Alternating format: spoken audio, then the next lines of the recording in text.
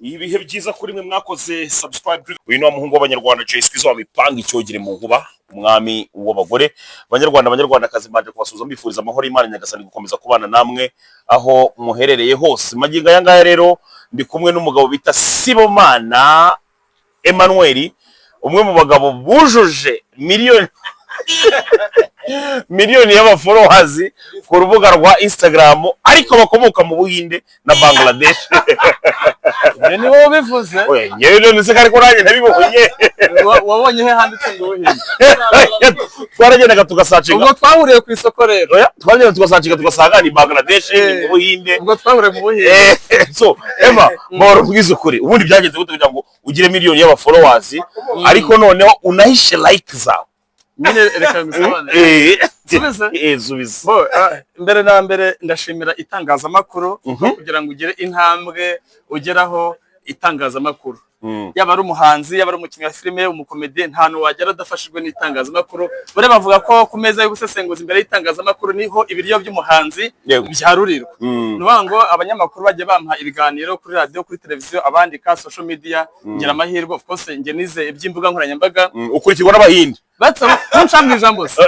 Nese uragira ngo ntegure ikibazo mbaza Oya, bagomba kugenda ngushiramo utuntu tugufasirita kugira ngo wihutishe. Rero ngo ibya social media narabyize, nshimira leta y'u Rwanda by'umwihariko cyabuza ari Media High Council, RGB, RMC yadutegura amahugurwa izana abahanga mu bya social media. Hari za 2017 abantu batari babisobanukirwa, kuva umunsi kugeza kuva icyo gihe kugeza uyu munsi amanywa nijoro niga bona ko intambwe iri kugenda. Nyine bihurira he nyine ibyo umasobanura no kugira ngo ugire 1M y'Abahinde n'Ababangladesh. Nangira kankubaza sibyo? Oya, bagano ntubize. Urumva urashimira ugashimira. Bihurira he na 1M y'Ababangladesh n'Abahinde baguforowe. Baza ngusubize atari kuntegura ikibazo, ntegure n'igisubizo ushaka. Ikibazo wasijya mu gushima. Yego. Twese abakurikiye sa President ya Rwanda na Kasuku Media TV sibyo? Umuntu wese ukoresha Instagram ninde muntu udashaka abafollowers harimo na Kasuku? Mbwira nsubira icyo kibazo. Nge barizana. Ni wowe ndavuga muri rusange. Ninde udashaka abafollowers? Nge barizana. Navuzeho ndavuga muri rusange. Ndavuga muri rusange. Waba bafite uko baziye rimwe ariko uhitamo Ababangladesh n'Abahinde. Nese nunca mwisha mudasubiza gute? Cyese numbaza ukanisubiza. Icyazo murajya muri byinshi. Mu bantu bakoresha Instagram ninde udakeneye abafollowers? Nta numwe. Okay. Tuvuge ko wenda nabaguze wenda nabihura. Oya, nyine niba namusubiza kandi anca mu ijambo. Mu bantu bakoresha Instagram ninde udakeneye abafollowers? Niba yagera bihura, muri kugera mwumva bihura. Arimo aranca mu ijambo reka mbaze ntangira kuri zero. Ku muntu wese ukoresha Instagram, umuntu wese ukoresha Instagram yaba ari umustar, umuntu wo mu cyaro, ninde udashaka abafollowers? Nta numwe. Nta numwe. Kurundi ruhande umuntu ushaka kuvuga wena ngo nabana nabaguze mu Buhinde mu ntabwo twavuze ko wabaguze ukabyara. Babivuze ntabwo Bangladesh navuze reka nkomeze. Navuze ko aho bakomoka. Yego, reka nkomeze nyine. Bambeshye ariko wavuze ngo bavuye. Kosora ijambo mabari. Kosora ijambo. Urambeshye. Ariko nanone tumba kugira discipline. Nge ndi umunyamakuru mvugira mu ruhame. Umuntu yakubajije utega amatwi ukumva icyagusubiza. Ariko urambeshye. Nkubeshye iki se? Ngo warabaguze. Kandi nuko wavuze. Oya, nanze kujya kure y'ukuri y'ibyo uvuze, ariko ntabwo nabivuze. Nsanga icyaha tumurongo. Cyako ntumurongo sibyo? Naringeza kukuvuga ngo uwavuga kwenda nabana n'abaguze ku ruhande rumwe ushaka umwumva kuko bijya bibaho, habaho ibintu by'ubuhanga mu bigendanye n'ikoranabuhanga. Hanyuma reka njye ku ruhande rw'uvuga kwenda ngo nabana narabakuyeho imvugo wabivuzemo. Ari bagufollowing. Yego. Kuko ngo aho nabakuye mwabantu mvuga ngo aho nabakwe nabanarashyizemo amafaranga nikushaka kuvuga. Oya, uburyo bagufollowinzemo kandi tuzi ko wenda ukoresha Ikinyarwanda kenshi ndetse ukabutazi Ikinyabangladesh, ukabutazi n'Igihinde. Bagukurikiye batabakurikiye. Ibyo byose kugira ngo tuve aho twavuye kugera ahangaha hari amafaranga yakoresha by'umwihariko essence. Byose bikoreshwa amafaranga. Ese naba mfite amafaranga angana iki? Narushije abastari bose bo mu Rwanda bakina filime, abakomediye kure nagenga haba followers bose nkabagura. Wewe wajya ukasanga nabamaze undi nabamaze. Ikindi abantu nkawe nabandi babivuga gutyo n'iki inda imenya indi, umujura amenya undi. Ubwo twahure ku isoko wenda hendo ndagucura ntago mbizi. Ariko we n'umwihariko ibaze kuba ufollowingwa n'abantu miliyoni nese ariko live ukagenda ugasanga ni 6 nyine live like none se reka nkubwire reka nkubwire Siyoma reka nkubwire muri buraka oya buretse gato nuramuka nanjye wigeze kumaza ikibazo gikomeye cyane nanjye nkakubaza ibibazo bikomeye cyane nuko nanjye so nukuvuga ngo none hango uramutse uvuze ngo ugiye live butuvugana ni impamo ya Mungu kereka wenda nko mu family wawe ari online niyo wayitumye kureba ariko wenda ubesha abanyacyaro sibyo abantu tubigerageze nuramuka abantu baruka kugurira abantu 10 baramuka bagiye live yawe cyasabwo nintukana nawe nintukana ntabwo baraza kuri social media udatukanye ntabwo n'abantu bakureza oya kandi nawe udatukanye ntabwo oya barakurebye nawe uzahindura umuvugo barakurebye uririra sani nese niba nari namukunze ese nkunda n'abahungu bagenzi banjye ni umugore kandi nkunda abagore ariko abantu baragukurikiye uririra sani nararize nase narakuba kizi nabihakana umuntu wavuga ngo Sibomana atamenya ngo umwaririye sani none se ko nari namukunze ikibazo ni iki oya nta kibazo kirimo ikibazo nuko nankunda abahungu bagenzi banjye urabigeragezaho kugira gute ko kuntu ntabwo bakunda nkunda abagore hari umuntu udakunda abagore sani se byarangiye bite twaratandukanye asaje ko urukundura ko numvaga gupfobye icyo gihe turaranabyibuha sha narabyibushye narariye surprise Empire Rwanda so bavandimwe Sibomana Emma mubona ni umwe mu bantu yewe nanawemera cyane nuko nubwo wenda tugiye gukora ikiganiro kiza kuzamo utuntu tuza gutuma Sibomana atabyakira neza kuko yabishaka bitewe n'uko namwibukije ko ari abantu bamufollowing ariko batarabahafa so nuko Sibomana rero namubonye ari muri iyo bita Surprise Empire Rwanda iyi akaba ari business Sibomana magingo yanga arimo arabarizwamo itangazamakuru baje kurivamo se ndirimo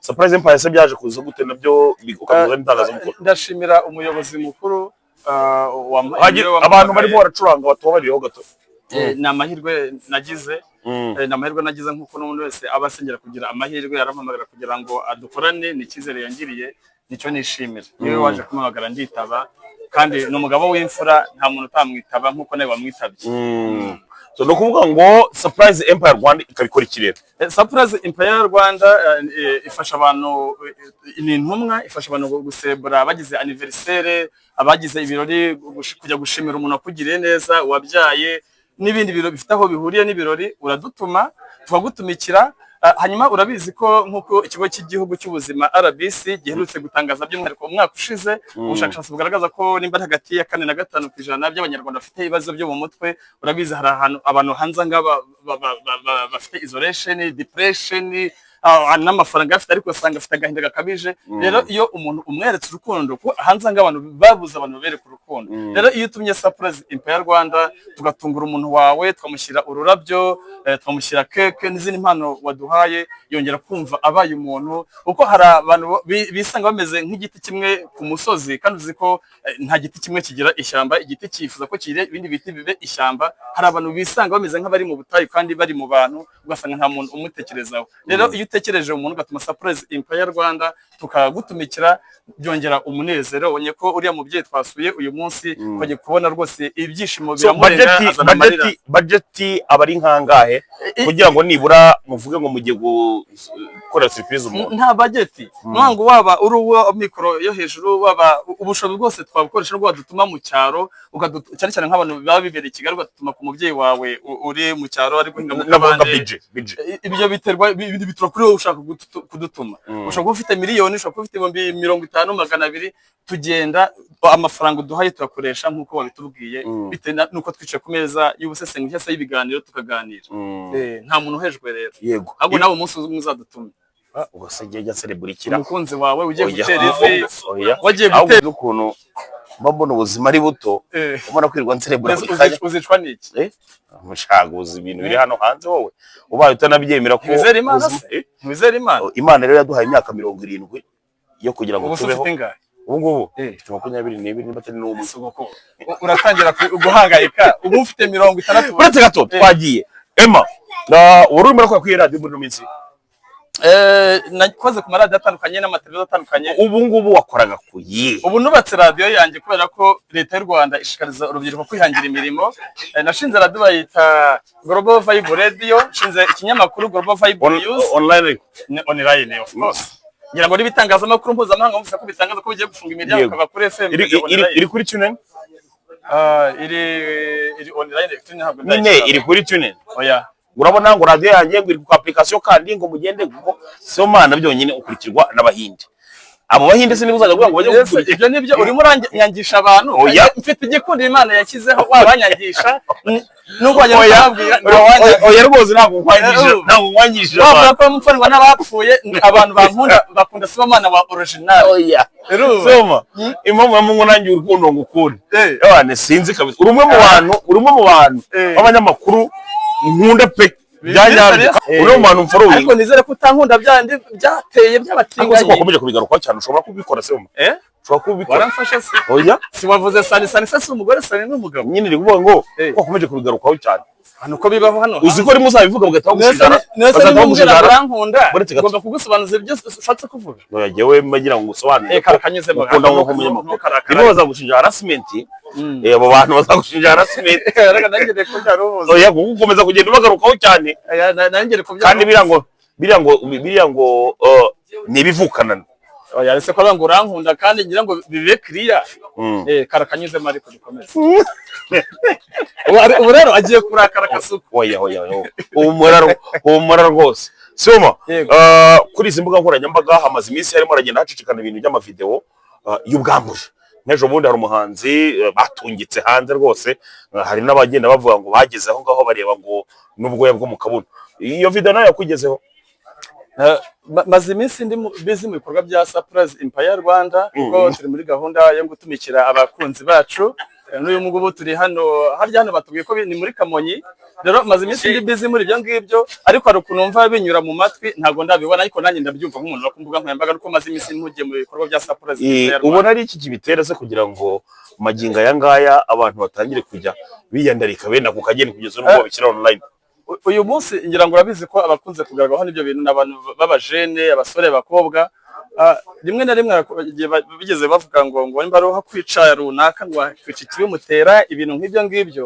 Uyu ni umusaruro utari mwiza utura ku babyeyi bahunze inshingano ko urumva umwana icyo umutoje nicyo agira gute. Hano hanze hari abana barerwa na televiziyo abarerwa n'imbuga nkoranyambaga n'iki umugabo akaba ari mu rugo yumva ko inshingano ze yahashye yishyuye inzu yishyuye minerivare kuva ko ibyo bihagije akigera muri gahunda ze akazindukira mu kazi agataha saa 5 z'ijoro umugore akazinduka gutyo umwana akaba uw'umukozi wo mu rugo n'ubwo abakozi bo mu rugo nabo tubashimira ugasanga nyine umwana asarahabwa ubuhe burere nyine ni umusaruro ikindi mbona utananca mu ijambo ikindi mbona harimo imbaraga ziri satanike zibiri inyuma abasenga musenge cyane nawe nimba usenga vuze ko uri umukristo usenge cyane kugira ngo turebe ko byavaho. Ikindi turi mu minsi y'imperuka ibyasohoye ibyahanuwe bigomba gusohoka kandi bizasohora ku bantu ntabwo bizasohora ku biti.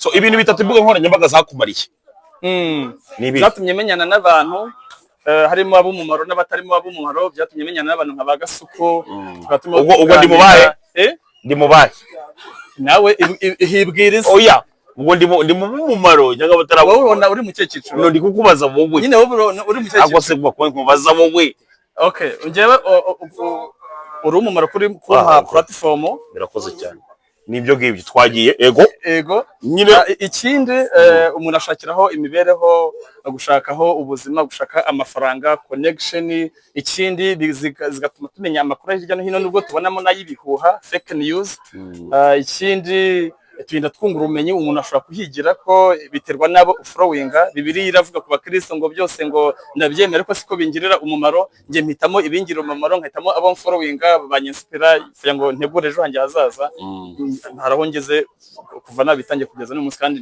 ndaraniga amanywa nijoro aho ngo umujyi warawuhunze umujyi narahunze ubwo uvuga iki guhunga ko umuntu ahunga intambara kandi igihugu cyacu kirimo umutekano oya bura kuvuga ngo guhunga umujyi ni ngo umujyi wagize amafaranga make naranze barakoresha ijambo ngo none se reka nkubaze wagize amafaranga make ujya kuba ahantu ahwanye n'ubushobozi bwawe tuvuge ko nahunze umujyi ngira ngo nigeze kubona ifoto AI itaraza uri Hollywood. Hollywood yo mu Rwanda mvuze ko irimo yimukira muri Bugesera, ntago naba mbeshye. Ntago nakakubaza ahantu wimukira. Nese ko nabo ngo umujyi warawuhunze. Mvuze aho ntuye ikibazo ni iki. Ntago nzi umujyi warawuhunze. Ntago nkiri Kigali, nsigamba mu karere ka Bugesera. Urebye hari n'ibindi byamamare bahatuye, kandi kuba muri Bugesera biteye ishema, kandi aho najye kuba hose mfite uburenganzira, najya Rusizi. Igihugu cyacu kirimo umutekano, dushima n'ubuyobozi bw'igihugu cyacu, ingabo. Ariko ngo ntago wagiye kubushake bitewe n'amikoro. Nese hari umuntu wanyirukanye. Byatewe n'amikoro. Nese wabana wakorera Surprise Empire Rwanda ukagira ikibazo. Oya ngo n'amikoro. Mu kanya se bambwiye ngo narabyibushye. Akamikoro rwose. Amikoro gute so nambayeho nabi? Hari umusore ubayeho neza nkanjye muri Kigali no ko nta munzani ubipima ndetse nta narupi bireba. Ushobora gusanga izindi zatemiye. Ubwo ufite ikiro cyate, niba afite ikiro kimwe ufite toni wowe. Oya urabona gusanga izindi nibe nanjye wenda urabona. Yewe nawe iki? Ndabyibuha nkabyibuha hose. Ariko urabona wowe naguturutse inyuma gusa. Emma arwaye sifoze. Niba ngwe sifoze wowe ugenda kukwica none. Kuko reba ko urabyibushye. Urabona ngo nimeze gutya ndi kubyibuha, wowe waba warapfuye rero. So kanyuze mariko nta kibazo. Kuva mwatangira gukora ibyo gukora ama surprise abantu, umaze gukora nibura nk'abantu bangahe? Maze gukora nk'abantu nka 7, ariko urumva harimo n'abandi bari kubukinga niyo tugitangira, abari mu mahanga, bari muri diaspora. Njya ngo nawe uri mu diaspora, turi diaspora bije Mongolia. Byose turabifatanya kutuzanira ibyiza. Abari mu mujyi badutuma ko bari mu cyaro ababukinga. Ikindi hari n'abandi baduhamagara mu gitondo ngo bashaka gukora surprise umuntu wese 8, birumva ntibishoboka, biragorana. So urumva rero turi process gutangira nyine habamo nyine izo challenge zose, ariko ni byiza cyane. Yego tugenda tugana ku musozo, ndagira ngo wenda utubwire bimwe mu byo mukora cyangwa se wenda na nimero zaje za telefone byo wabonamo kugira ngo tubashe kuba twagira ku musozo. So bimwe mu byo dukora, abanyarwandakazi, abumva ikinyarwanda n'abarundi n'abari he, ko tuzakira abantu batandukanye n'abari hirya no hino ku isi. Surprise Empire Rwanda dufasha abantu gutungura inshuti zabo, abagize anniversaire, gusura wakugiriye neza. Ushobora kuba urangije kaminuza ugo ati hari umuntu mbikesha yarandihiriye, reka ngiye kumutungura. Abayabyaye, gushimira umubyeyi, cyase undi muntu wese wagize ikintu cy'ikirori cyo gushimira, ushobora gutuma Surprise Empire Rwanda tukagutumikira. Ngira ngo ahangaha nawe twahuriye, Surprise Empire Rwanda yagutumye ngo tujyane. Wabonye ko byari ibintu byiza, wabonye ko umubyeyi wo muri rugo yafashwe n'amarangamutima, ararira amarira amanuka mu maso, kugira ngo muraza kubona kuri kamera za Surprise Empire Rwanda. Nicyo kintu cyo kwishimira. Hanyuma rero uwashaka gutuma Surprise Empire Rwanda, abona ko hano hari nimero zacu. By'umwihariko nibutsa abantu ko Surprise Empire Rwanda iri kuri social media zose. Ni Cargo. Oya, bitewe nuko bishaka, ariko uwadutuma dufite imodoka. Ikindi niba bari hanze Rwanda twatega indege, nta kidashoboka kubera ikoranabuhanga na internet. Isi yabaye umudugudu. Turi ku mbuga nkoranyambaga zose, YouTube Surprise Empire Rwanda, jya ukore subscribe, ukande kunzogera, usharinge mu nshuti zawe. Nzi ko uzatuma hari abantu baruhuka ubwonko kuri TikTok, Instagram, ahantu hose. Ikindi mbona ko hari na nimero ziri kuri WhatsApp 0788 3188856 cyase 0789 079 ariko nimba uri hanze y'u Rwanda, nyamuneka urabanza akamenyetso ko guteranya 250 bakomezaho ziriya nimero nababwiye. Iki nawe ngira ngo uri umugabo wo kubihamya nkawe uri kuri tele, aho twasuye nyine twatunguye umuntu wadutumye. Yego urakoze cyane Emma. Urakoze cyane. Ino kunsoza. Sawa.